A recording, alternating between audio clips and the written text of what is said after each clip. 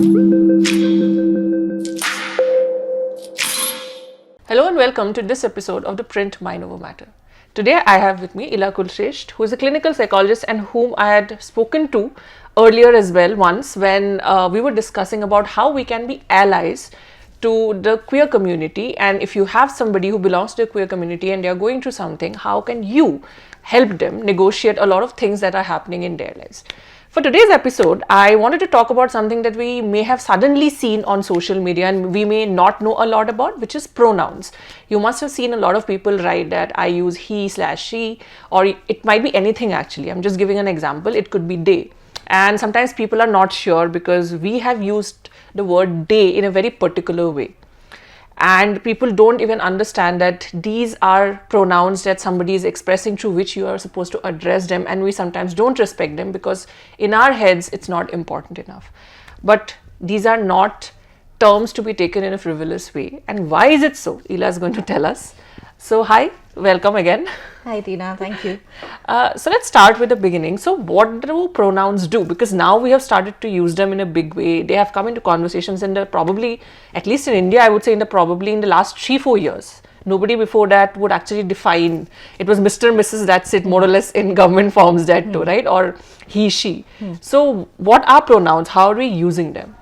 So pronouns are basically, when you see them written next to people's names, they're basically taking that opportunity to let you know that they identify with a certain gender identity, and that gender identity, like you said, it could be he, she, it could be she, they, it could be they, them. The understanding really is that gender is a spectrum, right? And I could stand anywhere on that spectrum and not necessarily in the binary understanding of I am woman in a she, her manner, or I am a man in a he, him manner specifically. And I think with more and more spaces and opportunities available to people, I think it's a good thing that people are taking that space to let others know that these are the pronouns they would like to use for themselves. This is the identity they, want to let the world know that they identify with. And it's actually a very proactive way of letting others know, right? Because they're not waiting for others to come and approach them. They're letting you know from the beginning, okay, identify me as this.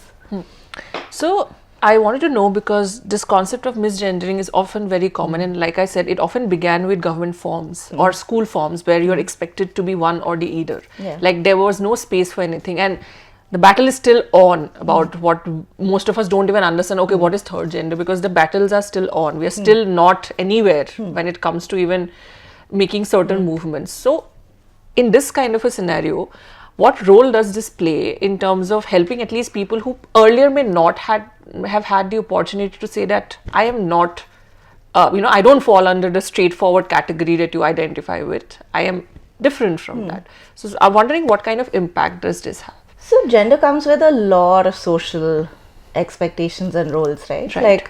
Like, as a woman, I am told to dress a certain way, I'm told to keep my hair a certain way, speak a certain way, not talk to certain people, not go out of the house after a certain time. Right.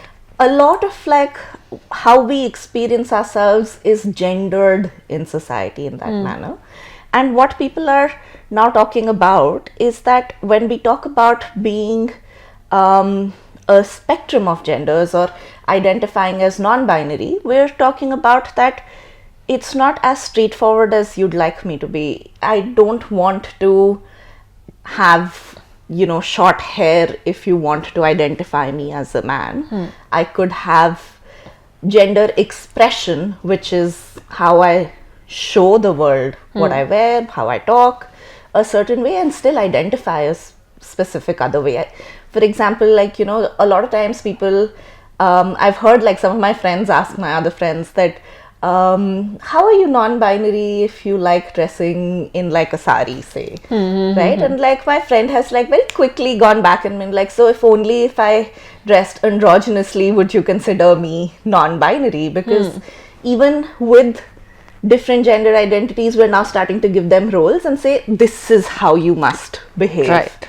So what happens with misgendering is that entire process of finally having the courage to kind of be my own authentic self gets like this one little push of being like, nope, don't do that. See, society doesn't want you to do that yet.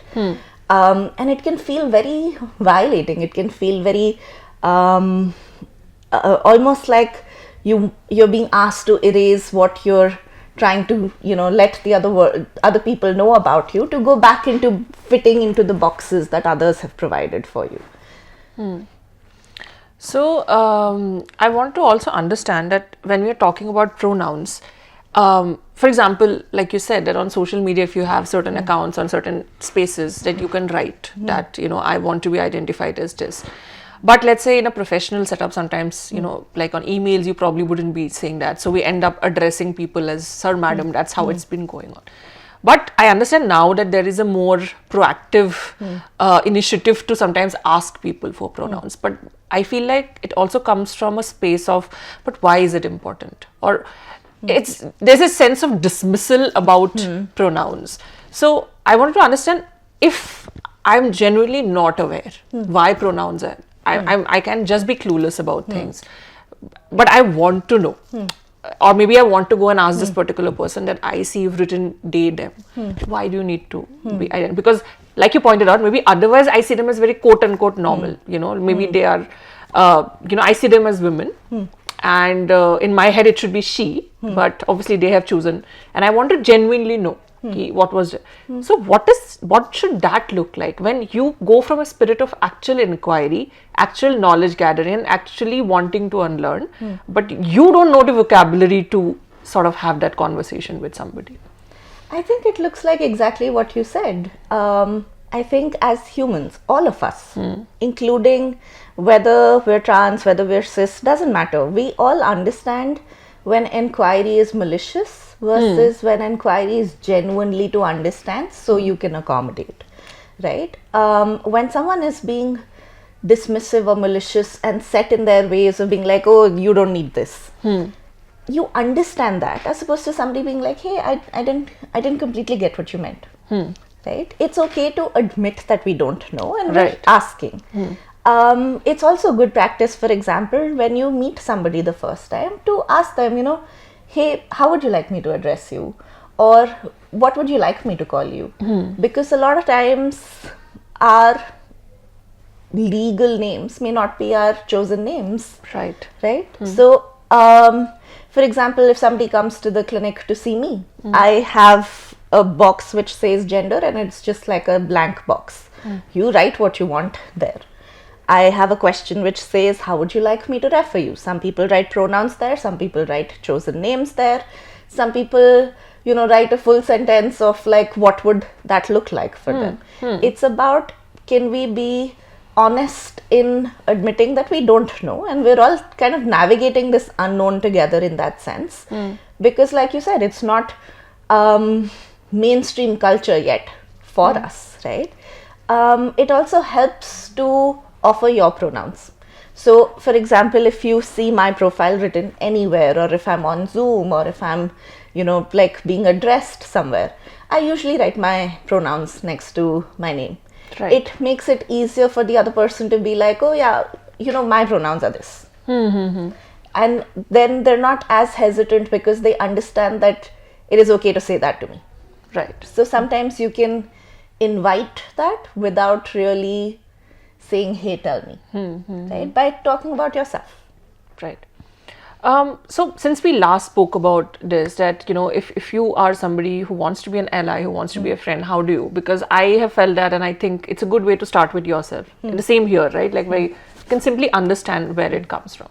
So I actually wanted to understand that, suppose I am, despite you saying that these are the pronouns I like to use, and maybe again, not in a malicious way, I forget, or because I am also not used to using somebody as they, I am very used to calling somebody a he or she. We write like that. Often we might take a pause, but ultimately we go for the he/she, right? Like even when you're writing.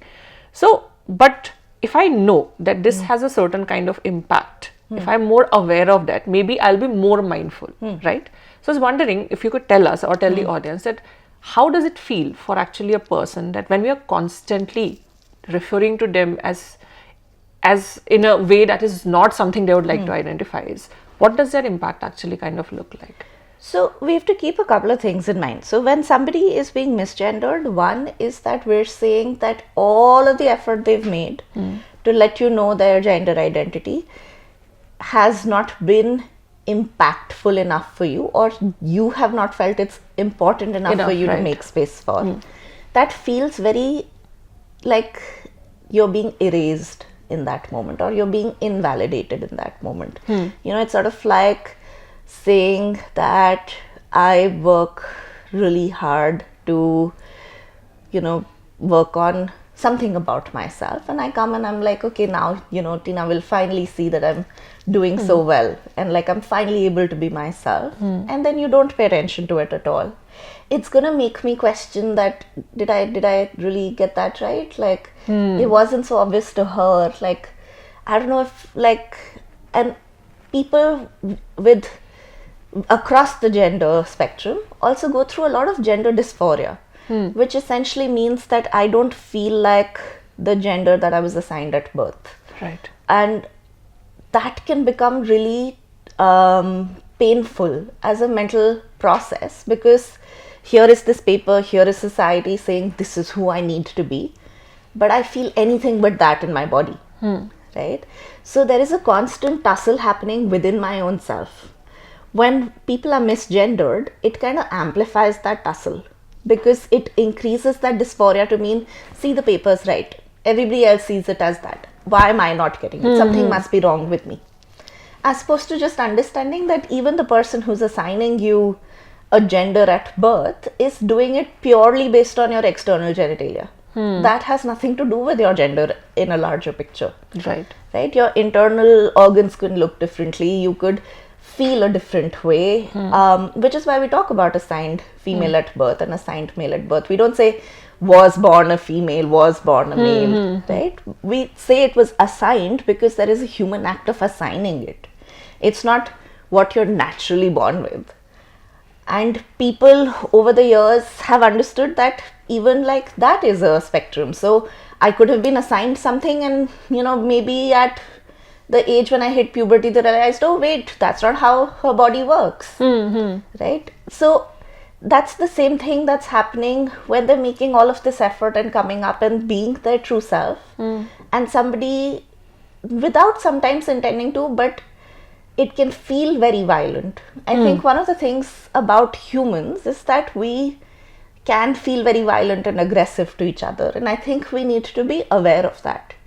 One part of it is, are we intentionally being violent and aggressive?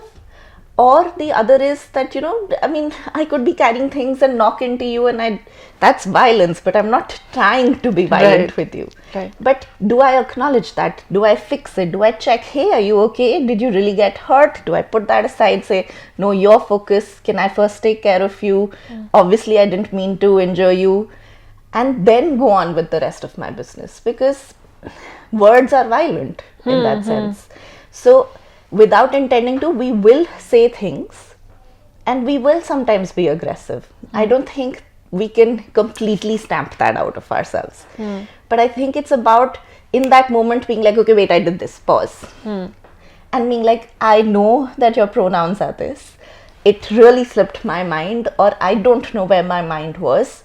Please don't feel bad about it. What can I do to make this better for you today?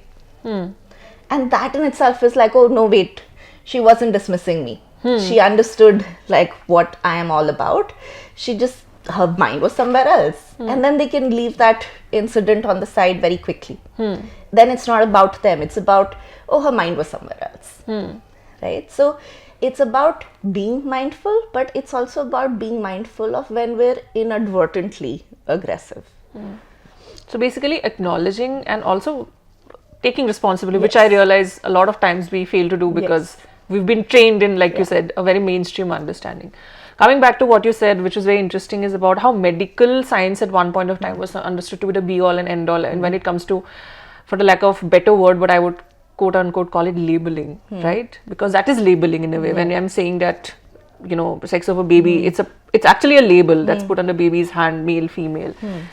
For a lot of us, I think that was the only understanding. And any conversation that has happened after that, if people have undergone what we like commonly call as sex change operations, we see it as a problem as opposed to, but wait, when this person got that label, was that labeling correct in a way? Yes, exactly. So I think there has to be more conversation about my genitalia has nothing to do with my gender. Right. Right? A lot of times with a lot of the laws, we keep getting into this circle of like, but wait, have you had like affirmative surgeries so far? So sex change operations, again, it is not that I'm changing my sex. I am affirming it to be what I identify as. Right.